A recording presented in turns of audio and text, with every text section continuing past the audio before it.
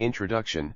Why local matters. Now we live in an age of extraordinary convenience. With a few clicks, a device in our pocket can deliver goods from every corner of the globe to our doorstep. Our supermarkets are filled with year-round produce, and our closets are stocked with affordable clothing made on distant continents. This globalized system promises abundance, choice, and efficiency, but this convenience has a hidden cost, one that is coming due in communities across the world. It is the cost of disconnection, of lost resilience, and of wealth that flows out of our towns and neighborhoods as quickly as it flows in. This book is about recognizing that cost and, more importantly, about the profound opportunity we have to build a different kind of economy, one that is rooted in place, centered on people, and regenerative by design. The crisis of extraction, globalization, and community dispossession. The dominant economic model of the past half-century is, at its heart, an extractive one. It is designed to efficiently extract value in the form of natural resources, cheap labor, and consumer spending, and funnel it to centralized corporate and financial centers. This process has led to what journalist and activist Naomi Klein aptly terms community dispossession. When a major national chain store opens on the outskirts of town,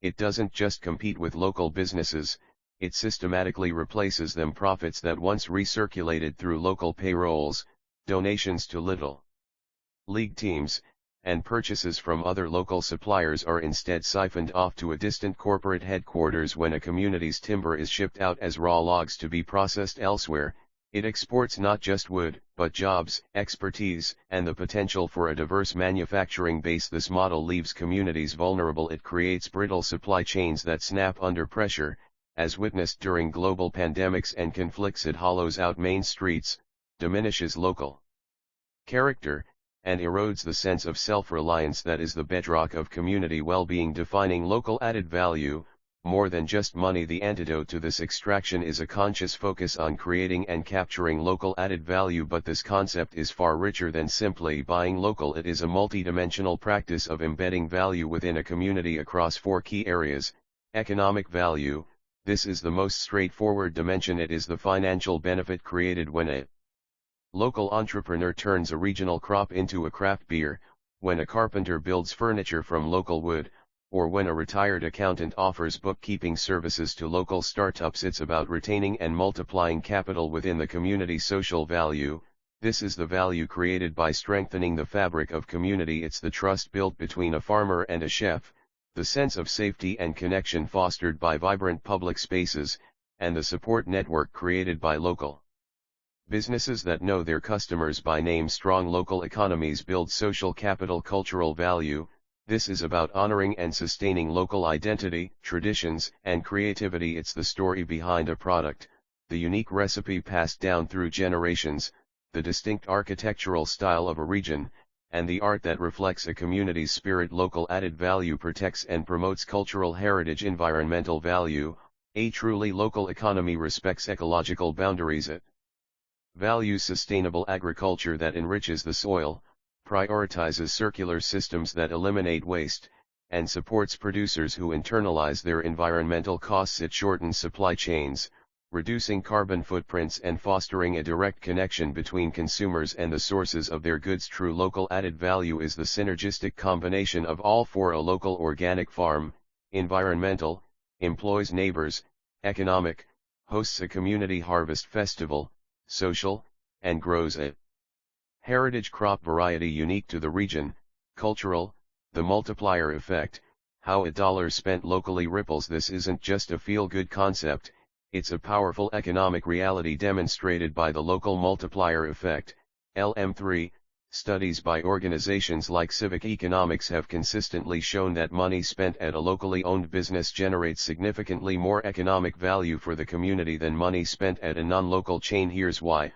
When you spend $100 at a local independent bookstore, that revenue pays the local owner, who in turn spends her income at the local grocery store. It pays the local employees, who then spend their wages on rent, local services, and dining out. The bookstore itself hires a local graphic designer for its ads, a local plumber for repairs, and buys its coffee from a local roaster for its reading events. A portion of that original $100 recirculates multiple times, creating a ripple of economic activity. In contrast, when you spend That same $100 at a national chain, a large portion of it immediately leaves the community in the form of corporate profits, centralized supply chain purchases, and non-local executive salaries. The local economic impact is a fraction of the first scenario. Choosing where to spend your money is not just a consumer act, it is an investment in your community's economic future. Overview of the encyclopedia's structure. This encyclopedia is designed to be a comprehensive guide and inspiration for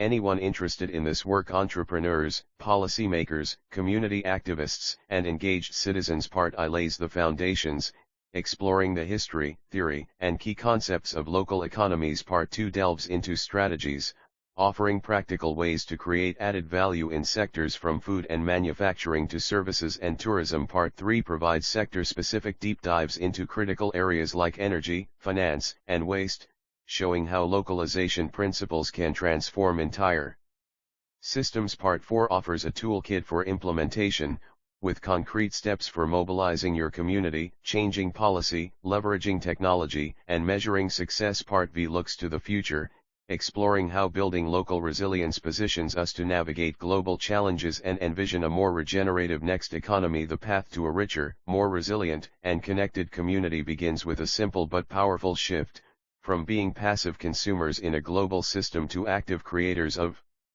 local value. Let's begin. Part I, Foundations of Local Value. Chapter 1, Defining the core concepts. To build an economy that serves our communities, we must first sharpen our language and our understanding. The terms local, value, and added value are often used but rarely defined with the precision they demand. This chapter establishes a shared vocabulary and a conceptual framework for the rest of this encyclopedia, moving beyond simplistic notions to a rich, multi-dimensional view of what it means to build community wealth. 11. What is value? Economic, social, cultural, and environmental dimensions. Traditionally, value has been narrowly defined in financial terms, profit, GDP, and market price. However, this limited view is precisely what the local value movement seeks to expand. True value is a holistic concept with 4 interconnected pillars. Economic value, this is the most familiar dimension: the financial transaction, the job created, the profit made, the tax revenue generated. It is the tangible, quantifiable flow of money that sustains a business and a community. It answers the question, does this activity generate financial capital? Social value, this refers to the well-being and cohesion of a community. It is generated by activities that build trust, create connections, foster equity, and strengthen the social fabric. A business that pays a living wage, offers flexible schedules for parents, or sponsors a local sports team is creating social value. It answers the question, does this activity strengthen our community's social health and relationships? Cultural value, this dimension encompasses the identity, heritage, and creativity of a place. It is the value found in preserving local traditions, supporting local artists and musicians, celebrating local history, and maintaining the unique character of a town. A bakery that uses a century-old recipe or a theater that showcases local playwrights is generating cultural value. It answers the question, does this activity enrich our community's unique identity and culture? Environmental value, this pertains to the health of the natural systems upon which all life and economic activity depend. Value is created through practices that regenerate ecosystems, reduce pollution, conserve resources, and enhance biodiversity. A farm that uses regenerative agriculture to build soil health, or a manufacturer that uses a closed-loop water system, is creating environmental value. It answers the question, does this activity improve, or at least minimize harm to, our natural environment? The most powerful local enterprises are those that intentionally design their operations to generate positive outcomes across all 4 dimensions simultaneously. 12. The local scale, from neighborhood to bioregion. Local is a powerful but fluid concept. Its definition changes based on context, and there is no single right answer. The appropriate scale is determined by the product, service, and goal. This encyclopedia embraces a nested definition of local: neighborhood/village, hyperlocal, the smallest scale, often within walking distance; focus, face-to-face relationships, extreme transparency, and microtransactions, e.g., a neighborhood tool library, a community garden, a babysitting cooperative, town/city, municipal, the scale of local government and the main street economy focus, retaining municipal spending, supporting independent retail, and creating a vibrant urban identity. Region, bioregional, perhaps the most resilient scale, defined not by political boundaries but by ecological and cultural ones. A watershed, a agricultural zone, a common food shed focus, creating self-reliant systems for food, energy, and materials, e.g., a regional grain economy, a network of towns around a shared mountain range.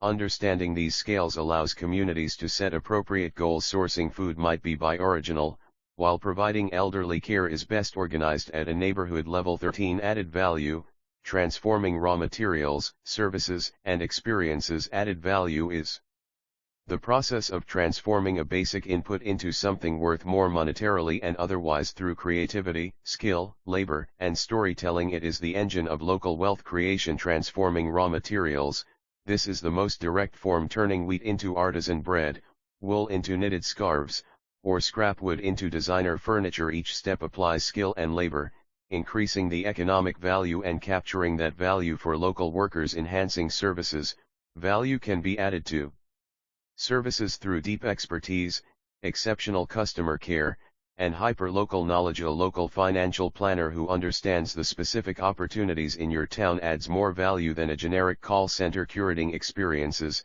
in the modern economy, experiences are a key source of value. A local historical tour guided by a passionate storyteller, a workshop where you make your own cheese, or a festival celebrating a local harvest. These are all value-added experiences that cannot be outsourced. They are unique to their place. Added value is the difference between selling a raw log, low value, easily exported, and selling finished timber, furniture, and wood crafts, high value, rooted locally.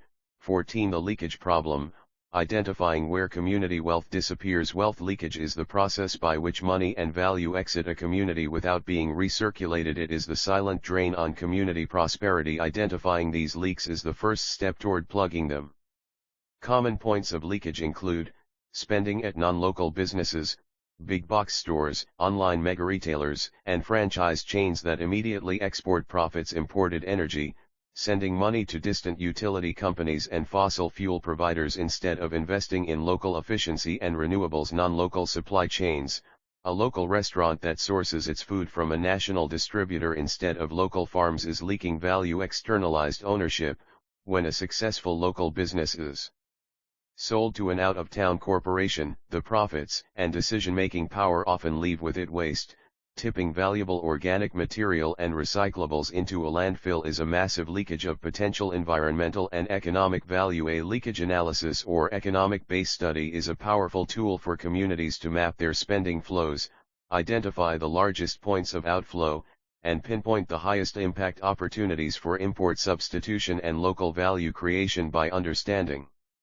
leakage, a community can shift from being a passive consumer of goods and services to an active producer and retainer of its own wealth. Chapter 2, The Historical Roots of Local Economies. To understand the future of local economies, we must first understand their past. The current movement is not a novel invention but a renaissance, a return to economic principles of resilience, community, and human scale, informed by the lessons of the industrial and digital ages. This chapter traces the long arc of economic history, from inherently local systems to global extraction and now to a conscious revival, placing the modern localism movement in its proper historical context. 21. Pre-industrial production and trade. For millennia, human economies were fundamentally local and regional. The vast majority of people lived in subsistence or semi-subsistence economies where production and consumption were tightly bound by geography. The household and manor as economic units.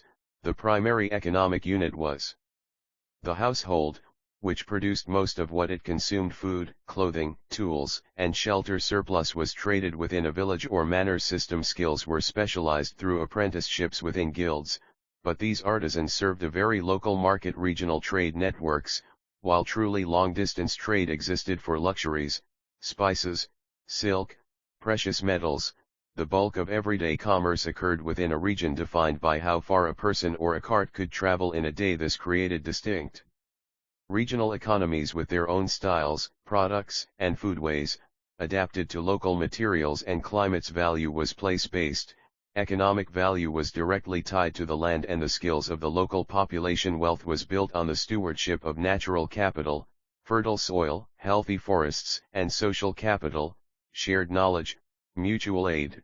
This system was not always equitable or easy, but it was inherently resilient.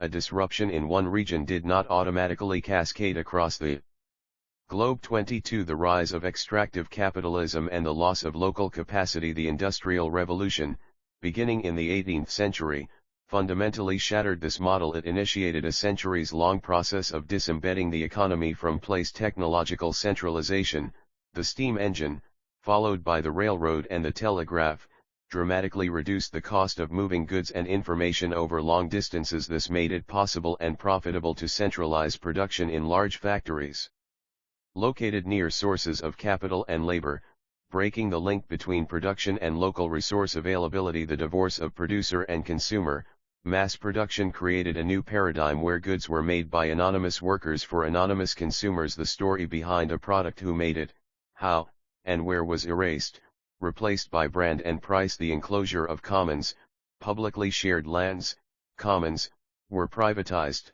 displacing people from self-sufficient livelihoods and forcing them into the wage-labor economy of industrial centers. This severed a deep connection to the land and transferred communal wealth into private, often absentee, hands. The colonial model comes home. The extractive model, perfected in colonies that supplied raw materials and consumed finished goods, was gradually applied domestically. Rural areas became the internal colonies of industrial urban centers, providing resources, labor, and markets while seeing their own wealth and capacity systematically diminished. This is the origin of the leakage problem we face today. 23 20th century movements, cooperatives, guilds, and the small is beautiful philosophy. The rise of industrial and financial capitalism did not go unchallenged. The 20th century saw powerful movements emerge to reclaim economic democracy and human scale. The cooperative movement, in response to exploitation by company stores and volatile markets, communities formed cooperatives. From the Rochdale pioneers in England, 1844, to the farmer co-ops of the American Midwest, people pooled resources to buy supplies, market their goods, and create credit unions. This was a pragmatic, grassroots effort to capture value for members and buffer against external economic shocks. Arts and crafts and guilds, as a reaction against the poor quality and dehumanizing nature of factory goods. The arts and crafts movement, led by figures like William Morris, championed the value of handcraftsmanship, beauty, and the dignity of the artisan. While not always anti-industrial, it preserved the ideals of quality and local distinctness. Distributism and regionalism, thinkers like G. K. Chesterton and Hilaire Belloc argued for a wide distribution of productive property, land, workshops, tools, as the foundation of a free and virtuous society. Similarly, the Southern agrarians in the U.S. advocated for a regional culture based on agrarian values versus industrial Northern capitalism. Small is beautiful, economist F. Schumacher's 1973 book became the manifesto for the modern localist movement. He criticized unsustainable, giant-scale industries and championed intermediate technology that empowered people and communities. His concept of Buddhist economics, prioritizing well-being over relentless growth, provided a crucial philosophical foundation. 24 The 21st century Renaissance, technology and localism. Paradoxically, the very forces of globalization have now given rise to a powerful new wave of localism. Digital technology, which once seemed to threaten local businesses, is now a key tool for their revival. The power of narrative, the internet allows local producers to tell their stories directly to consumers, bypassing corporate marketing. Consumers can now easily learn about the farmer who grew their food or the artisan who made their bag, re-establishing the connection severed by industrialization. Peer-to-peer platforms, technology has enabled new forms of local exchange. Online farmers market portals, local service marketplaces, and tool lending libraries all use digital platforms to facilitate hyper-local analog transactions. Democratization of tools, the digital revolution has been followed by a manufacturing revolution. Affordable 3D printers, CNC machines, and laser cutters, often housed in local maker spaces, are decentralizing small-scale manufacturing, allowing for local customization and production supply chain resilience. The 21st century has exposed the profound vulnerabilities of long, complex global supply chains, e.g., pandemic disruptions, climate events, geopolitical conflicts. This has spurred businesses and municipalities to actively seek local suppliers for reasons of risk management, not just ethics. The demand for authenticity. In a homogenized global marketplace, consumers increasingly crave authentic, unique products and experiences that reflect a sense of place. This cultural shift has created immense economic opportunity for local businesses that trade on their genuine local character. This new renaissance is not a rejection of technology or trade, but a synthesis. It seeks to harness the tools of our age to rebuild the resilient, community-oriented economies of the past, creating a future that is both globally connected and locally rooted. Chapter 3, The Ecosystem of Local Value. Building a resilient local economy is not a solitary endeavor, it is the work of building a healthy, interdependent ecosystem. This chapter moves from theory and history to the practical players and relationships that constitute the system. We will map the key stakeholders, explore the intangible yet critical role of culture, reframe our environment as a primary asset, and introduce new ways to measure the health of this complex web of value creation. 31. Mapping stakeholders, producers, consumers, government, and anchor institutions. A thriving local economy functions like a healthy ecosystem, with diverse participants playing distinct but interconnected roles. Understanding these stakeholders is essential for strategic action. Producers, the creators. This group includes everyone who creates goods, provides services, or offers experiences. It encompasses micro-enterprises and artisans, bakers, brewers, carpenters, artists, and software developers. Local farmers and fisherfolk, those working directly with the land and water. Independent retailers, shop owners who curate and sell goods, often from other local producers. Service providers, local accountants, mechanics, hairdressers, and therapists. Consumers, the nurturers. This includes every resident, visitor, and business that purchases within the community. Their choices where they spend their money are the votes that determine which businesses thrive. The concept of the local citizen merges the roles of citizen and consumer, emphasizing the power of conscious spending. Government, the enabler and steward. Municipal and regional governments are not external regulators but core participants. Their role is to create supportive policy, implementing local procurement policies, streamlining permitting for small businesses, and zoning for mixed use. Walkable communities invest in public goods, maintaining infrastructure, markets, broadband, transit, that facilitates local commerce. Convene and catalyze, bringing stakeholders together to develop shared economic development strategies. Anchor institutions, the stabilizers. These are large, place-based organizations that are unlikely to relocate. They include universities and colleges, hospitals and healthcare systems. Local government itself, major cultural institutions, museums, theaters.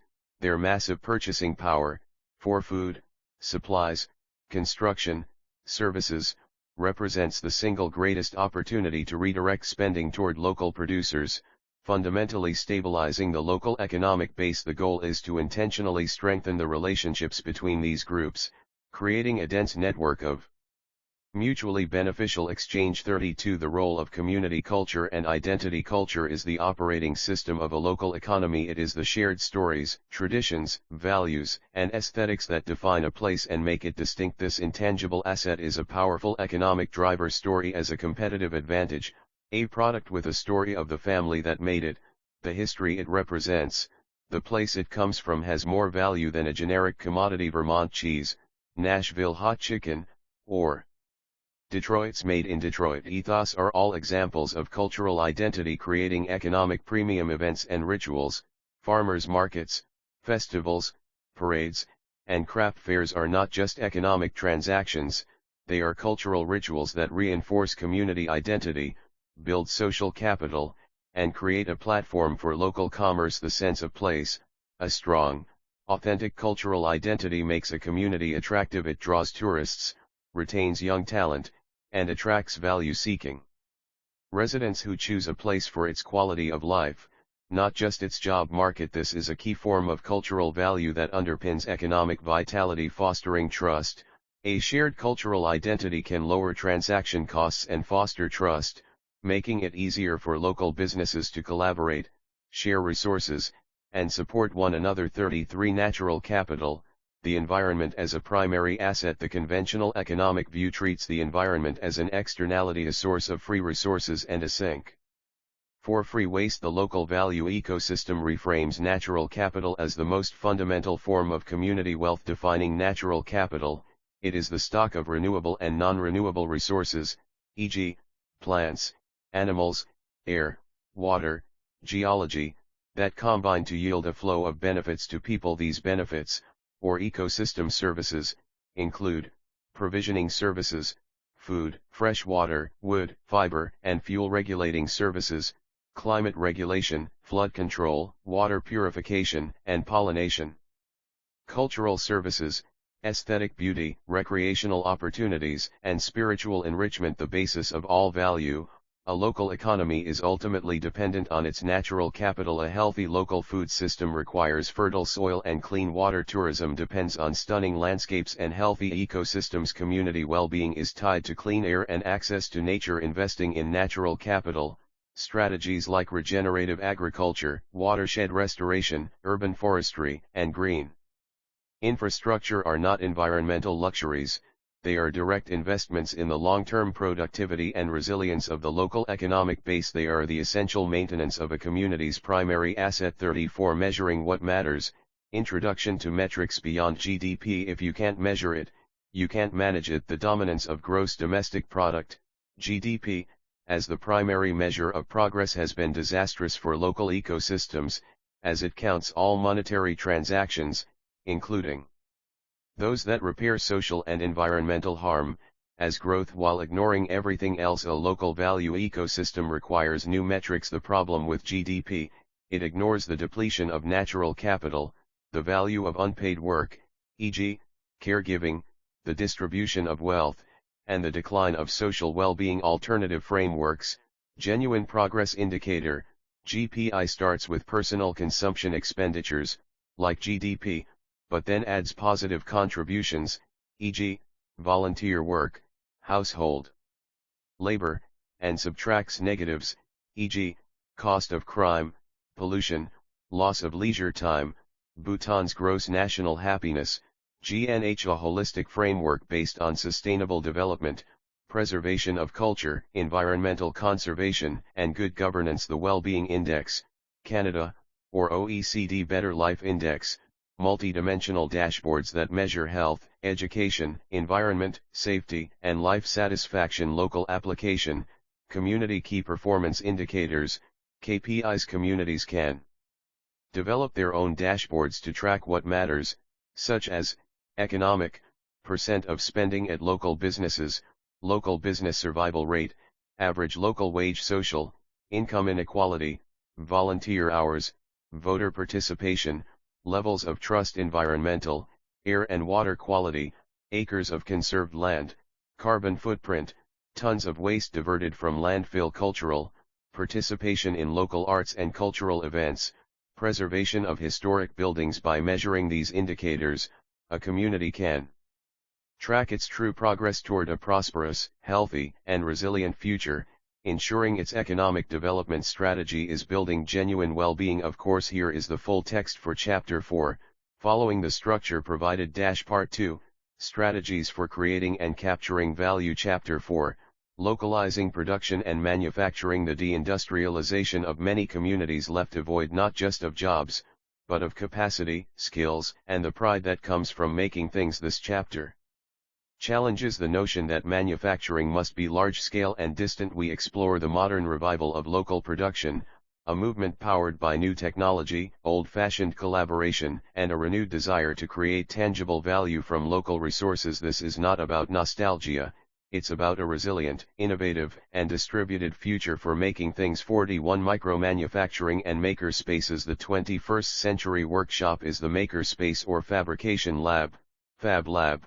These community-operated workspaces provide access to high-end tools and technology that would be prohibitively expensive for an individual entrepreneur, democratizing the means of production. What they offer, A typical maker space provides shared access to tools like 3D printers, laser cutters, CNC routers, woodworking equipment, sewing machines, and electronics stations. The economic model: for a monthly fee, members gain access, transforming capital expenditure into an affordable operational cost. This drastically lowers the barrier to entry for prototyping and small batch production. Beyond tools, the community of practice.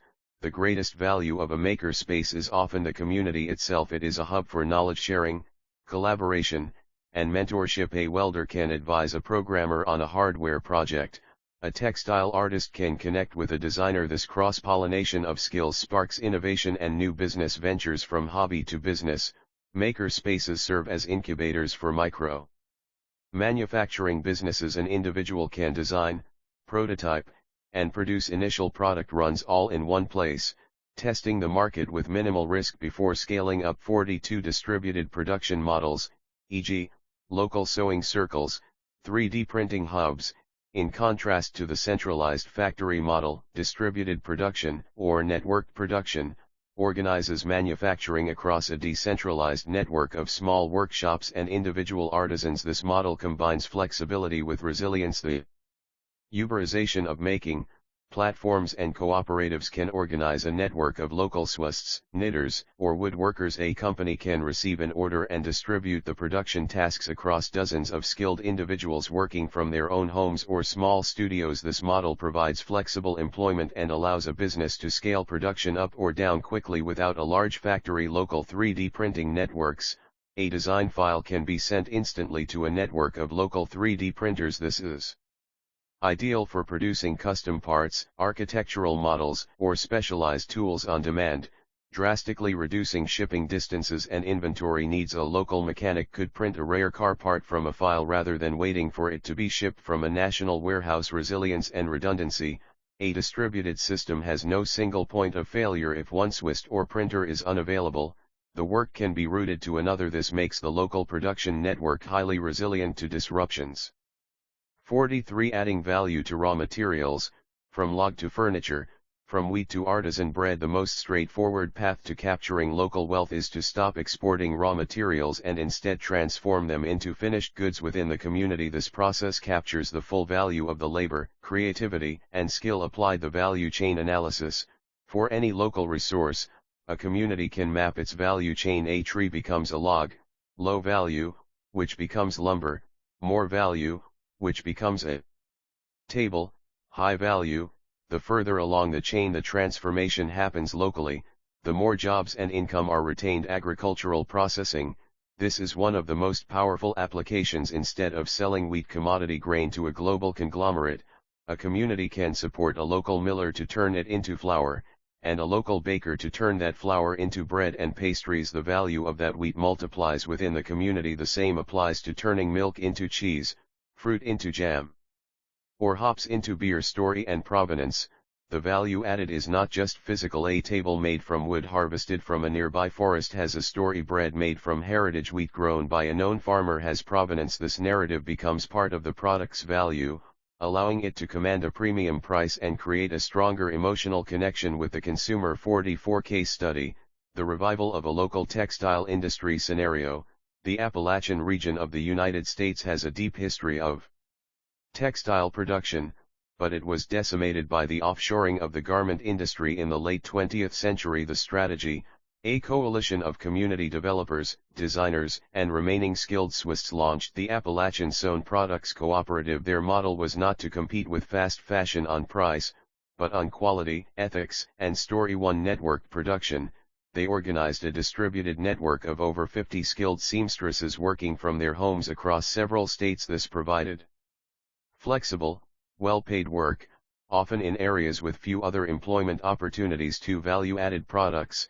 They focused on high-value, low-volume products where quality and origin matter: outdoor gear, workwear, artisan jeans, and home goods. They sourced organic cotton and hemp, and used traditional techniques like selvage denim weaving. 3. Leveraging the story.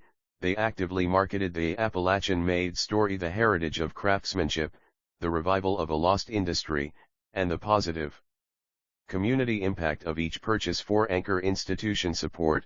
They secured contracts with regional universities and national park concessionaires to produce uniforms and merchandise, providing a stable base of demand. The outcome, the cooperative did not replace the lost factories of old. Instead, it created a new, more resilient, and more equitable model. It captured significant value within the region, economic, providing living wage jobs and creating a branded export product. Social, reviving skills, reducing outmigration, and fostering pride. Cultural, reclaiming and modernizing a core part of the region's cultural identity. This case demonstrates that even in a globalized industry, a localized, value-focused, and ethically driven production model can not only survive but thrive. It proves that the future of manufacturing is not just small, it's distributed, networked, and deeply rooted in place. Chapter 5, The Local Food Revolution. The most palpable and powerful expression of the local value movement is happening on our plates and in our fields. The local food revolution is a reclamation of control over our health, our environment, and our economic destiny. It moves food from an anonymous commodity in a global supply chain to a relationship-based system rooted in place. This chapter explores the innovative strategies that are rebuilding regional food systems, creating jobs, enhancing food security, and reconnecting eaters to the land. 51 Beyond the farmer's market, food hubs, CSAs, and agritourism. While farmers' markets remain vital community hubs, the local food economy has matured to include sophisticated infrastructure that scales up local food access and impact. Food hubs, these are the critical missing middle infrastructure. A food hub is a centrally located facility that aggregates, distributes, and markets locally produced food. They solve key challenges for both producers and buyers. For farmers, a hub allows multiple small farmers to reach larger buyers. Schools, hospitals, restaurants, grocery stores, by combining their products to meet volume requirements. It handles logistics, sales, and billing, freeing farmers to farm for buyers. It provides a single, reliable source for a wide variety of local products, streamlining ordering and delivery types. Food hubs can be farmer-owned cooperatives, non-profit organizations, or for-profit businesses. Community-supported agriculture, CSA. This model creates a direct partnership between a farm and a community of supporters. Members pay for a share of the season's harvest upfront, providing the farmer with critical capital at the beginning of the season. In return, members receive a weekly box of fresh, seasonal produce. This model de-risks farming by guaranteeing a market, deepens connection as eaters share in the bounty, and risks of the growing season evolves to include meat, dairy, flour, and artisan products. CSA's agritourism, this strategy adds value by selling an experience, not just a product. It turns the farm into a destination, inviting the public to connect with the source of their food. Examples include farm stays and on-farm dining. Pick your own operations for berries, apples, and pumpkins. Workshops on cheese making, canning, or animal husbandry. Seasonal festivals like harvest dinners or maple syrup celebrations. This diversifies farm income, educates the public, and builds a loyal customer base. 52 Value-added food products, jams, cheeses, charcuterie, and brews. Transforming raw agricultural products is one of the most effective ways to capture more value on the farm and create year-round employment. Economic imperative, a pound of tomatoes sells for a few dollars. That same pound, transformed into a premium jar of salsa or marinara sauce, can sell for 5 to 10 times more. The value of the labor, creativity, and skill is captured by the producer. Extending the season, value-added products allow farmers to generate income beyond the fresh harvest season. Summer berries become jam sold in winter, fall apples become cider and pies, milk becomes aged cheese. Branding and identity, these products carry the story of their origin. A cheese named after a local landmark, a beer brewed with native yeast, or a jam made from a unique heirloom berry variety creates a distinct brand identity that commands a premium and fosters local pride. Incubation and regulation, communities can support this sector by creating licensed communal kitchens, aka kitchen incubators, where small producers can rent space to meet health code regulations without building their own facility. This drastically lowers the barrier to entry for food entrepreneurs. 53 Urban agriculture and vertical farming. The local food revolution is not confined to rural areas. Cities are becoming prolific food producers, redefining local as hyper-local. Reclaiming vacant space, urban farms transform underutilized lots, rooftops, and former industrial sites into productive green spaces.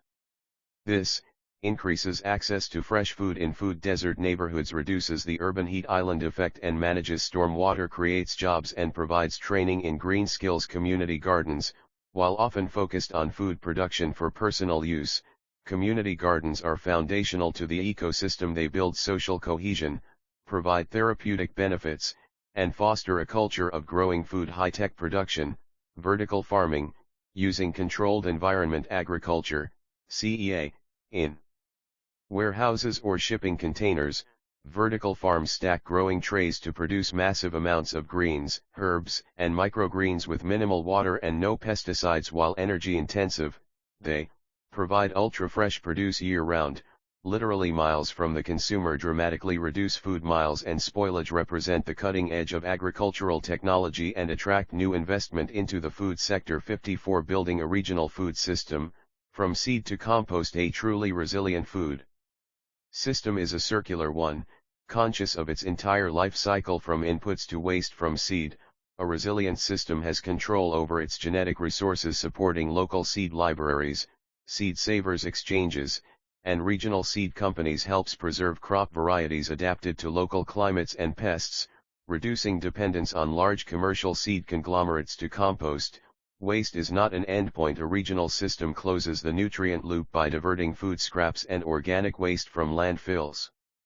into local composting operations. The resulting compost amends local soils, reducing the need for synthetic fertilizers and completing the cycle of renewal. This creates a new local industry in waste management and soil health. The system view, building a regional food system requires intentionally connecting all these dots: policy, local government procurement policies for schools and public buildings, processing, access to abattoirs, commercial kitchens, and cannery facilities, distribution, the food hubs, distribution networks, and cold storage, retail, farmers markets, CSAs, and grocery store commitments, education, programs that teach cooking, nutrition, and gardening. The goal is a system that is not just a collection of isolated initiatives, but an interconnected web that is capable of feeding a region with dignity, sustainability, and economic justice. It is the ultimate expression of a community nourishing itself. Chapter 6, Energizing local services and care while producing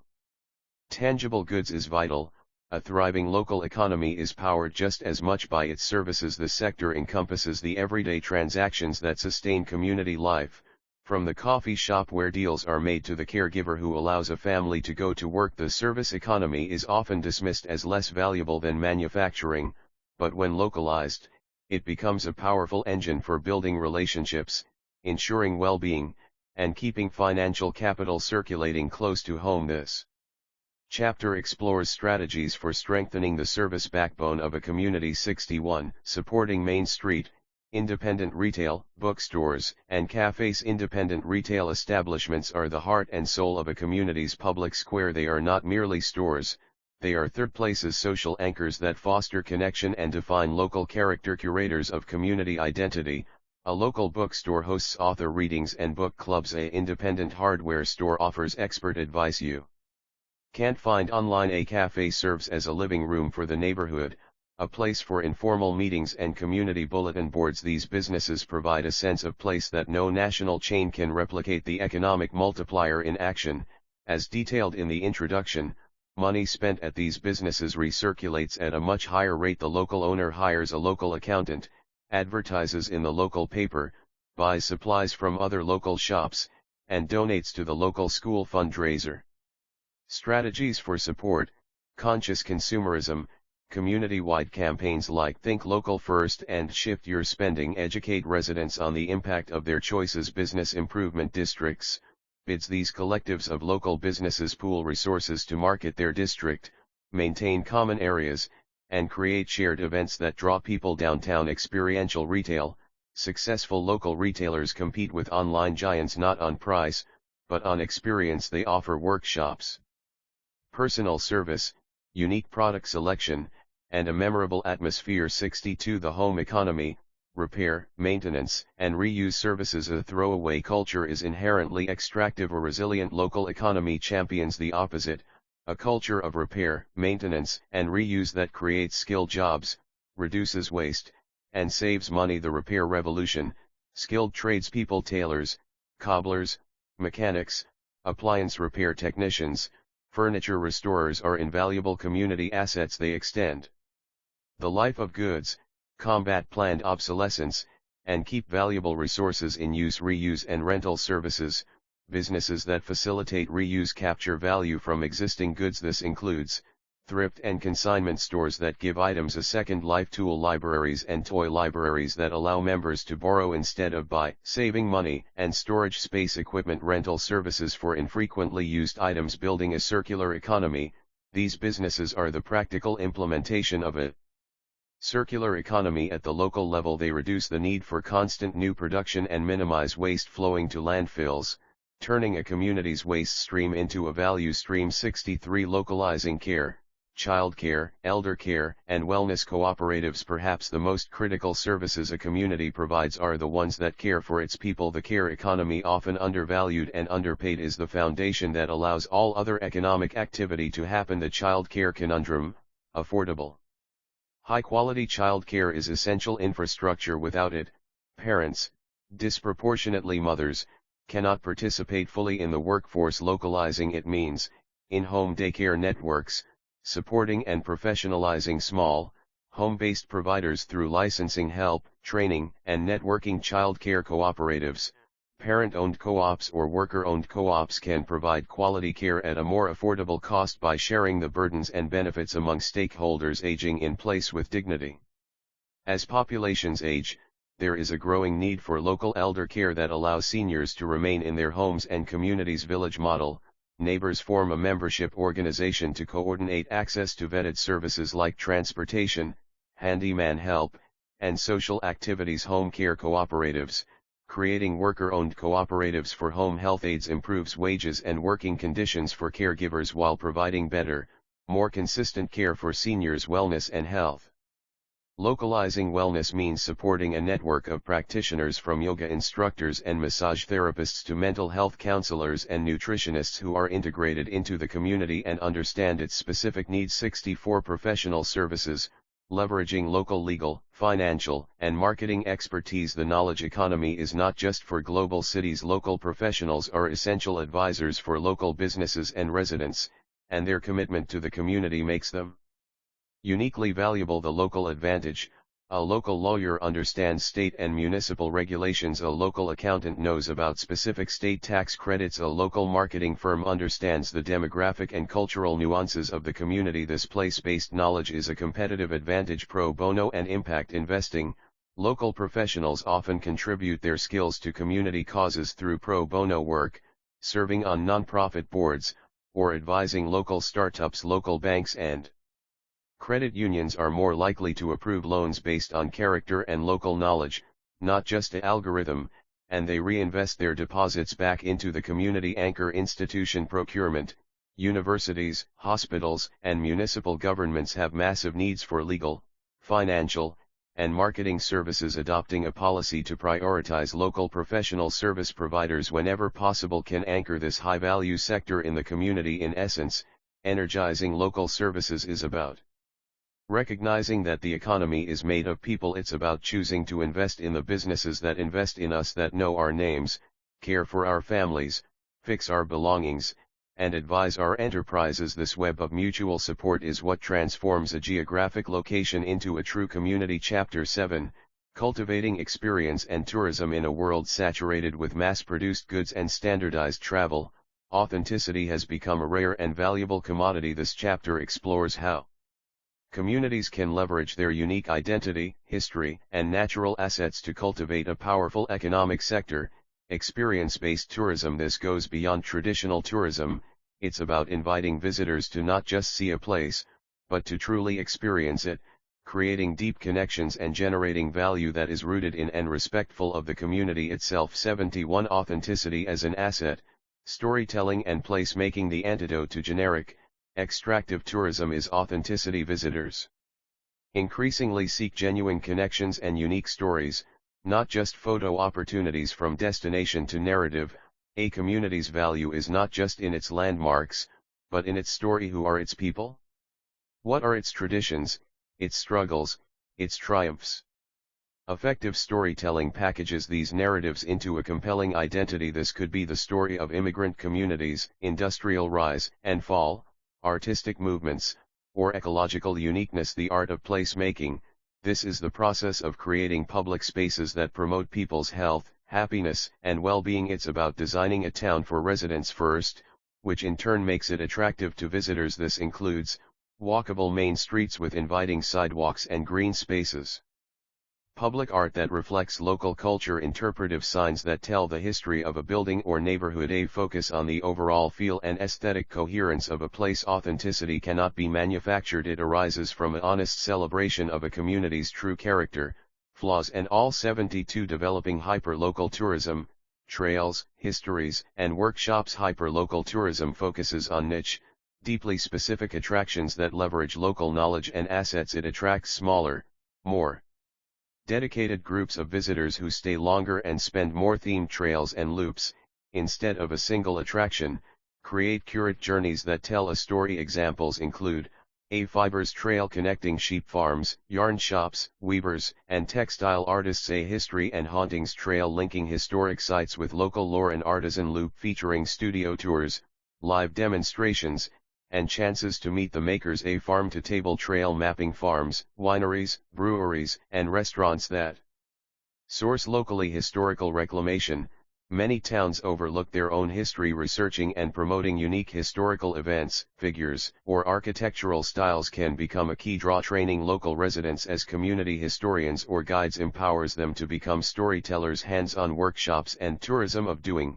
The most powerful experiences are participatory. Offering workshops allows visitors to learn a local skill, creating a memorable souvenir and a deeper connection. Examples: a blacksmithing or pottery workshop, a cooking class focused on regional cuisine, a foraging walk followed by a meal using the finds. This model transforms passive consumers into active participants. 73. Events and festivals as economic drivers. Well-executed events can act as powerful economic catalysts, concentrating visitor spending, boosting local morale, and putting a community on the map. Beyond a one-day event, the goal is to create signature events that people plan their year around. These should be unique to the community's identity. A garlic festival in a farming region, a timber sports carnival in a logging town, a film festival focused on local filmmakers. Maximizing local benefit. To ensure value is captured locally, event organizers should prioritize local vendors for food, crafts, and services. Hire local musicians, artists, and performers. Use the event to showcase local amenities, encouraging visitors to return. Design events that extend beyond a single day, e.g., a festival week with related events around town, to increase lodging stays and overall spending. Volunteerism and community buy-in. Successful events rely on local volunteers. This not only reduces costs but fosters immense community pride and ownership, making the event feel genuine rather than corporate. 74. Case study: a town that built an economy on its unique heritage. The town, North Adams, Massachusetts, USA. The Heritage, a fated industrial city in the beautiful Berkshire Mountains, known for its vast, abandoned 19th-century textile factories. The challenge: like many post-industrial towns, North Adams faced economic depression and population decline after its factories closed. Its immense brick mill complexes sat empty, symbols of a lost past. The strategy: authentic transformation, not erasure. Instead of hiding its industrial past, North Adams leaned into it. The community made a bold bet on cultural heritage as an economic engine. 1. The anchor asset: MassMoCA, Massachusetts Museum of Contemporary Art. The largest decision was to transform a 28-building, 16-acre former textile mill complex into one of the world's largest centers for contemporary art. Unlike a traditional museum, MassMoCA's vast, raw industrial spaces became part of the art itself. This created a stunning juxtaposition: cutting-edge art housed in a historic factory that was utterly unique and authentic. 2. Building an ecosystem: MassMoCA was not designed to be an island. It was intended as an anchor to catalyze a broader creative economy. It attracted artists, musicians, and performers to live and work in the area. It spurred the opening of new businesses, hip restaurants, cafes, boutique hotels, and independent shops that catered to the culturally minded visitors the museum attracted. It created a new narrative for the town, from failed industrial city to dynamic cultural destination. 3. Hyper-local synergies. The museum's success boosted other local attractions, creating a powerful tourism cluster in the Berkshires. Visitors came for Mass Mocha and also visited the nearby Clark Art Institute, hiked local trails, and attended performances at Jacob's Pillow. The outcome: North Adams did not try to be something it wasn't. It embraced its gritty, industrial identity and repurposed it for a new century. The results are profound. Economic: hundreds of new jobs in the creative and hospitality sectors, a dramatic increase in visitor spending that supports a revitalized downtown. Social: reversed population decline and renewed a powerful sense of civic pride. The town is now seen as a model of creative placemaking. Cultural: it preserved its monumental historic architecture not as a museum relic, but as a living, evolving platform for new creativity. North Adams demonstrates that a community's greatest liability can, with vision and courage, be transformed into its most valuable asset. It proves that the most compelling experiences are those that could only happen in one place on Earth.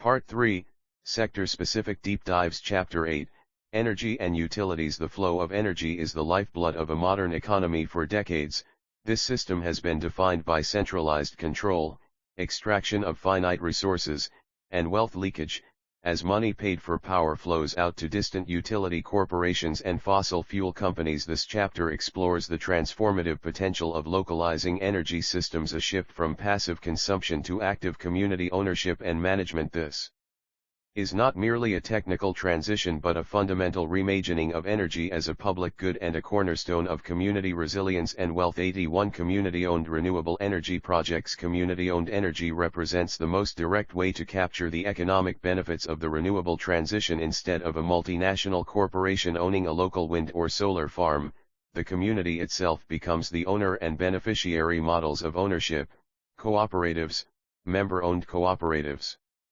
long used for rural electrification, are a proven model for developing renewable projects. Members invest and have a democratic say in the enterprise, with profits distributed back to them or reinvested in the community. Community benefit societies. This model allows for broader community investment, where residents can buy shares in a local project, e.g., a solar array on a school roof, and receive a modest return while knowing their investment benefits the whole community. Municipal ownership. The city or town itself can own and operate renewable generation, treating it as a public utility. Revenue generated can fund other public services, effectively lowering the tax burden. Project examples: solar gardens, for residents who cannot install panels on their own roofs; renters; shaded homes. Community solar arrays allow them to subscribe to a portion of the power generated and receive credit on their utility bill. Wind cooperatives. Groups of farmers or rural communities can pool land and capital to develop wind turbines, creating a stable new income stream from land leases and power sales. The triple win: community-owned projects deliver economic benefits, local jobs, retained energy dollars, social benefits, community cohesion, energy justice, and environmental benefits, reduced emissions. 82 Localizing the energy grid. Microgrids and efficiency cooperatives. Localizing energy isn't just about generation, it's about creating smarter, more resilient distribution systems and reducing demand through collective efficiency. Microgrids. A microgrid is a localized group of electricity sources and loads that can connect and disconnect from the traditional centralized grid to operate autonomously. They are a cornerstone of energy resilience function. During widespread power outages caused by storms or grid failures, a microgrid can island itself and continue to power critical facilities like hospitals, emergency shelters, and communication